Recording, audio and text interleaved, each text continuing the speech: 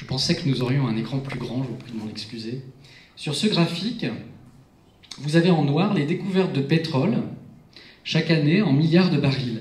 Vous pouvez constater que jusque dans les années 80, les découvertes de pétrole excédaient très largement la consommation de pétrole. Mais à partir des années 80, un tournant s'opère, on consomme de plus en plus de pétrole et les découvertes, elles, se réduisent. Si bien que si l'on prolonge les tendances, des découvertes d'une part et de la consommation d'autre part, qu'on fait un petit calcul, on s'aperçoit qu'au bout de 25 ans, dans les 25 prochaines années, on pourrait se retrouver dans une situation de grave pénurie. Il n'y aurait plus une goutte de réserve de pétrole disponible. Alors naturellement, ce scénario ne se produira pas parce qu'on va avoir une explosion des prix du pétrole. Et ça a déjà commencé en 2000. Le prix du baril du pétrole était à 20 $. Aujourd'hui, les cours surfent entre 100 et 120 $ le baril de pétrole. C'est-à-dire que le prix du pétrole, en l'espace de 10 ans, a été multiplié par 5 déjà.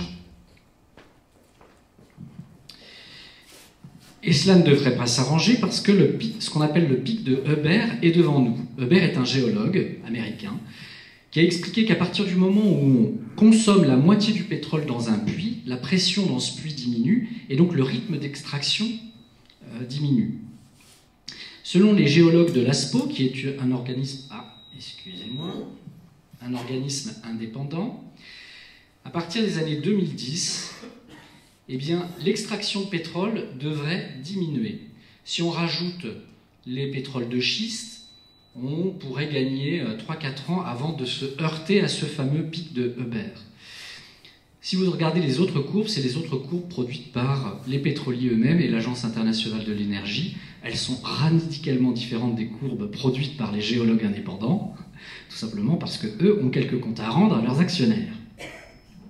Et pendant des années, l'AIE nous a expliqué « Tout va bien, Madame la Marquise, vous pouvez dormir tranquille, la production va pouvoir augmenter à un rythme linéaire, comme vous l'indique la courbe en noir supérieure, là, sans difficulté. » Alors aujourd'hui, ils reviennent un peu en arrière, quand même.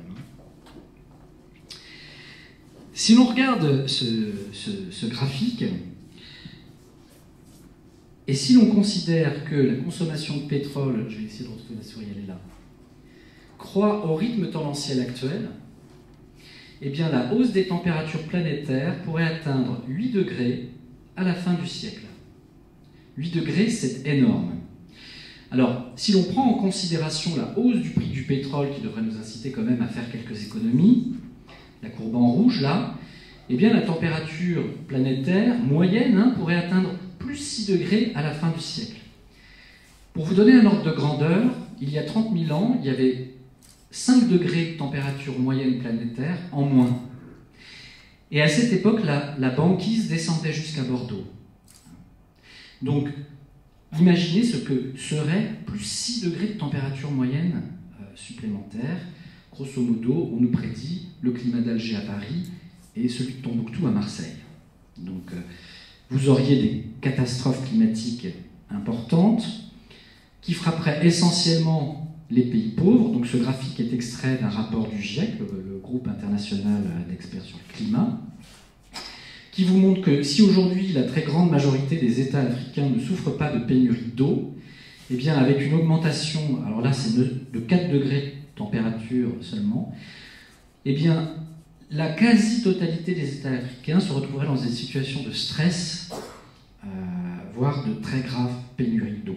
Donc, vous auriez une désertification des sols extrêmement importante. Or, en 2050, selon l'ONU, on sera au minimum 9 milliards d'habitants sur cette planète, voire 12 milliards si on prolonge, là encore, les tendances démographiques actuelles.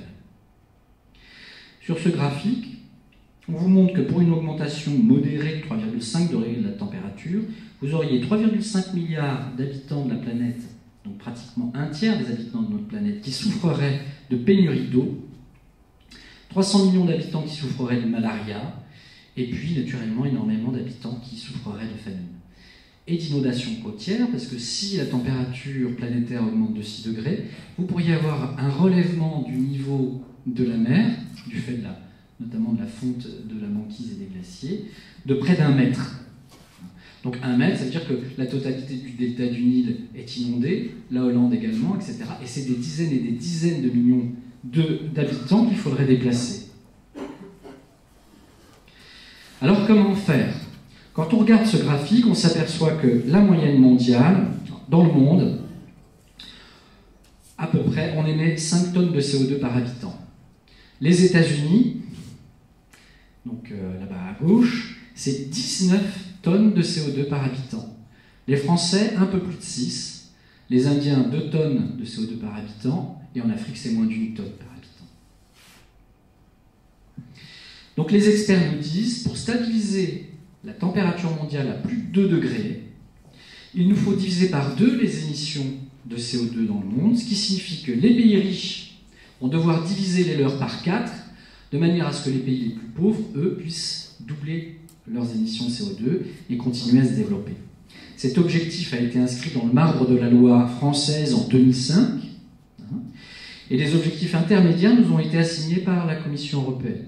Il y a l'objectif dit du 3 x 20, on doit en 2020 réduire de 20% nos émissions de gaz à effet de serre, faire 20% d'efficacité énergétique supplémentaire et 20% d'énergie renouvelable dans notre mix énergétique.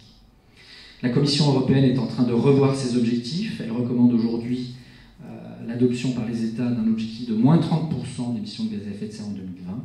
Les Verts recommandent, eux, une baisse des émissions de CO2 de 40% en 2030. Alors en France, voilà le bilan. Je ne vais peut-être pas m'attarder sur la répartition des sources d'émissions, mais ce graphique est intéressant puisqu'il vous montre que, grosso modo, depuis 1990, malgré tous les plans climat que nous avons adoptés, etc., il ne s'est quasiment rien passé. Nous n'avons pas réussi à diminuer nos émissions de gaz à effet de serre. Alors on a mis tout le monde autour de la table au cours du Grenelle et on s'est fixé plusieurs objectifs. Le premier, c'est dans le bâtiment, qui est responsable de près d'un quart de nos émissions de gaz à effet de serre. On s'est dit, c'est rentable, dans le bâtiment, on peut réduire très facilement de 40% de notre facture énergétique si on y met les moyens. Il faut augmenter les crédits d'impôt, distribuer des prêts à taux zéro, notamment 300 000, c'était l'objectif de cette année, et faire 400 000 rénovations lourdes, notamment des logements sociaux.